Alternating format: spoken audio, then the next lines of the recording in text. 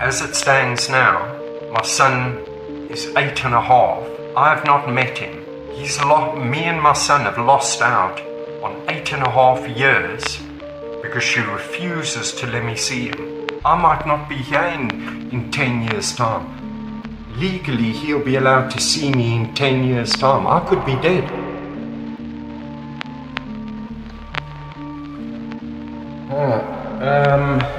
What you are about to hear is a gut-wrenching story about a father's pursuit to be in his child's life, a nightmare of epic proportions. Both are driven apart by manipulation, dishonesty, and a system that completely failed them both.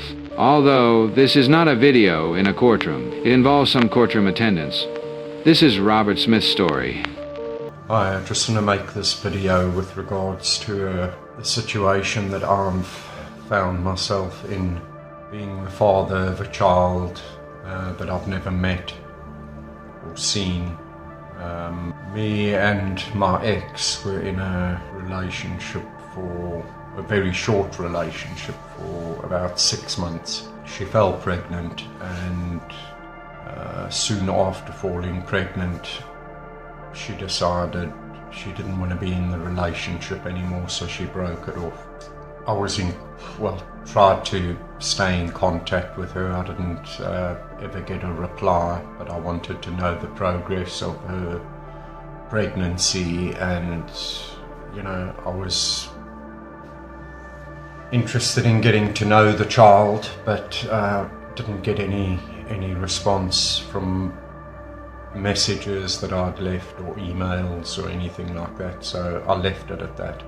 I knew more or less when the due date was, and the due date came and went, and I still heard nothing. 2 or 3 months after the due date, I got a phone call from the CSA demanding maintenance, child support maintenance, and not knowing anything about the CSA or how they operate or anything like that. I did say to them, I was happy to pay the child support, and whether I could see the child and have visitation. And they informed me at the time, this was 8 or 9 years ago, because my son is turning 9.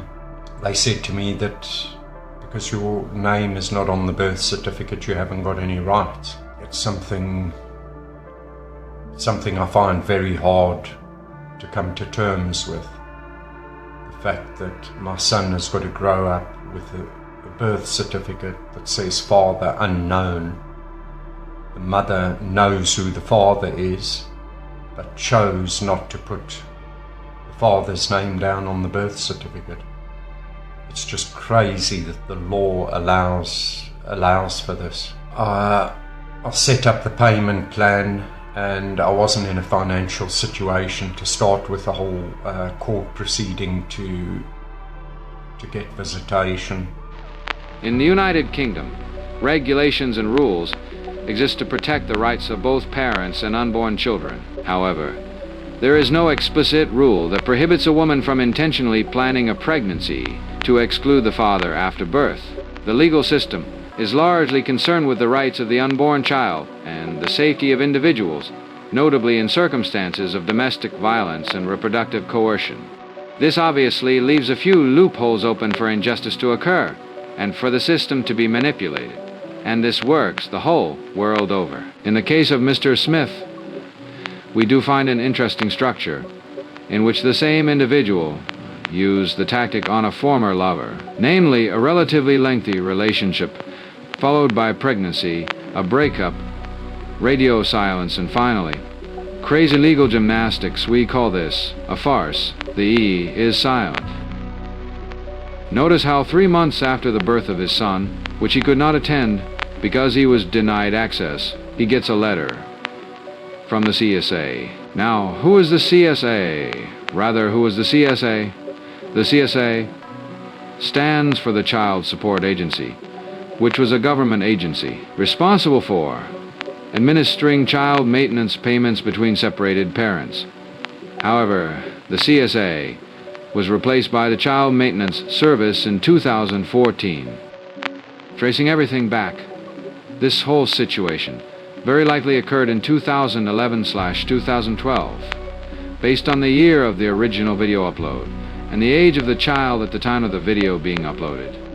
Aside from being denied the ability to see his son being born and getting letters from the CSA to start making child support payments, Mr. Smith is denied the ability to have visitation because his name is not on the birth certificate, while the mother is very much aware of the true status of the father.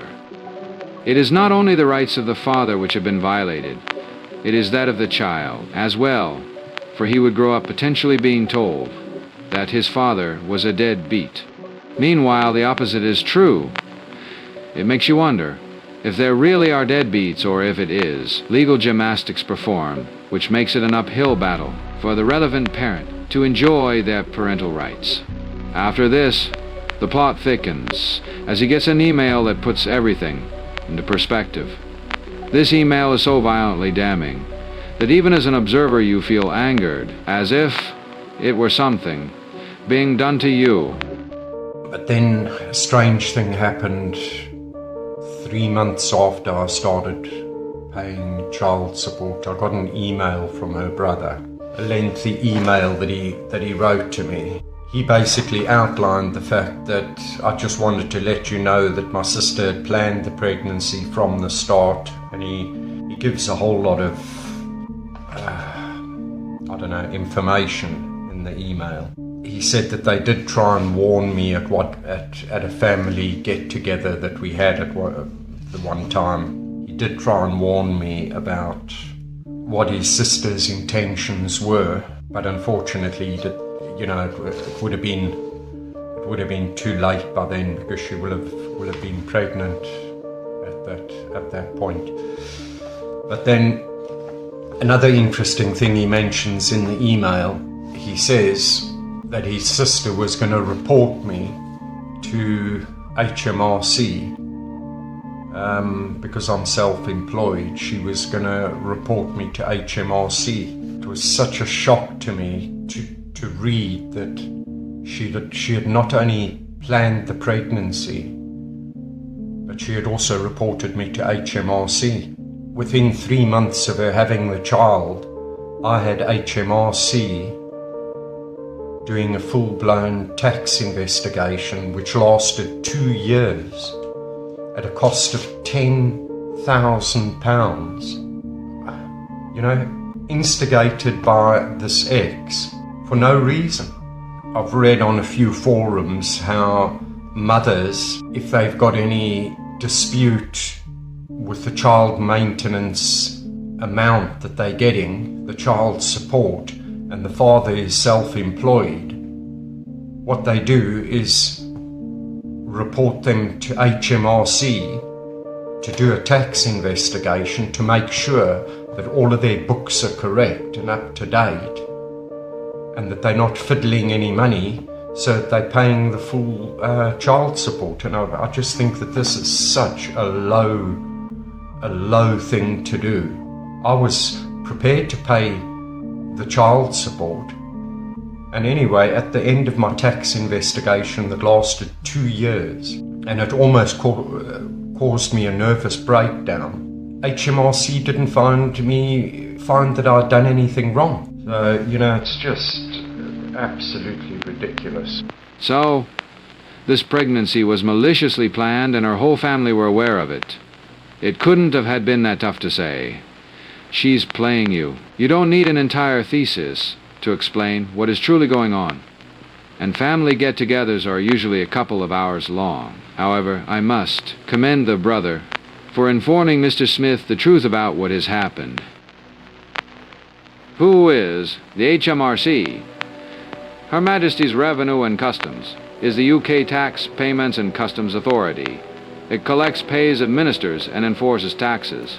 In 2005, the HMRC superseded the previous Inland Revenue and HM Customs and Excise. It is a non-ministerial department backed by 2 agencies and public bodies. The HMRC's responsibilities include collecting money to fund the United Kingdom's public services, assisting families and individuals with tax issues, and ensuring that the tax system is managed fairly and effectively. The HMRC also handles customs laws and payments. The organization provides a variety of tax and custom-related services, information, and laws. Not only was Mr. Smith being denied his parental rights, he was now being investigated by government agencies, which cost him £10,000, which equates to roughly $12,685.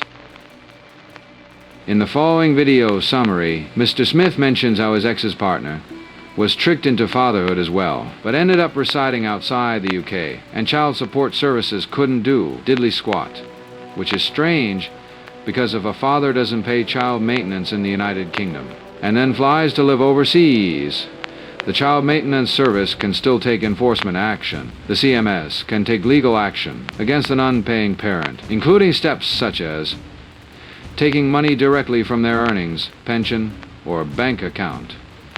If the non-payment continues, the CMS can apply to the courts for a liability order, which legally recognizes the debt and gives the CMS the authority to take further legal action.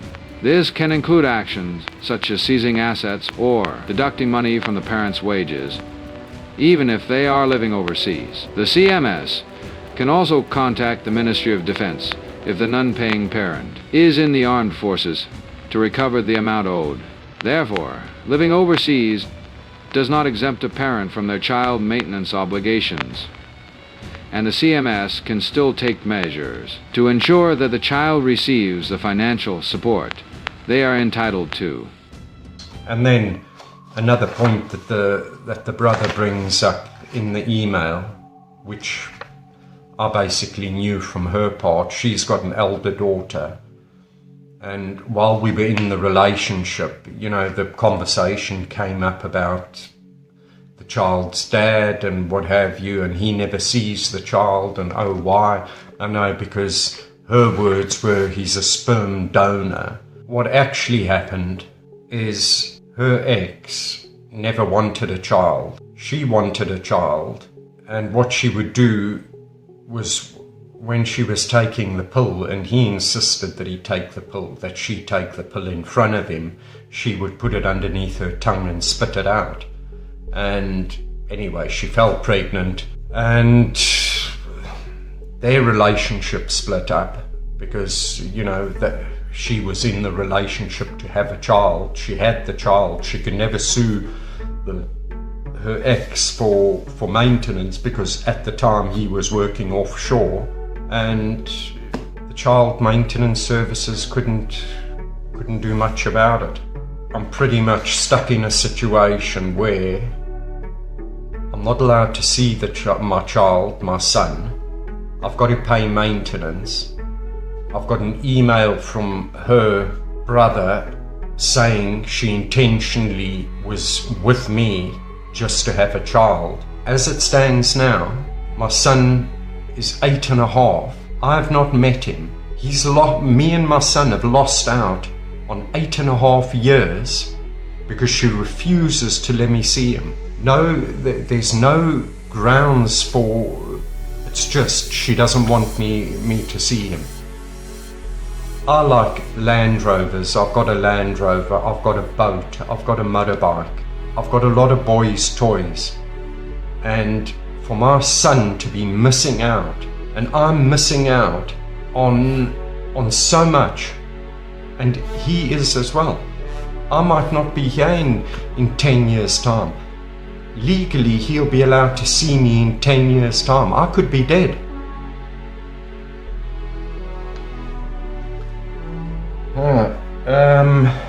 It took me quite a while to get psychologically, from the time I had my tax investigation, knowing that she intentionally went out with me to fall pregnant and have a child and exclude me from being on the birth certificate, and then to take me to court for child support. That took quite a knock on me psychologically, and it took me 5 years to try and get over that.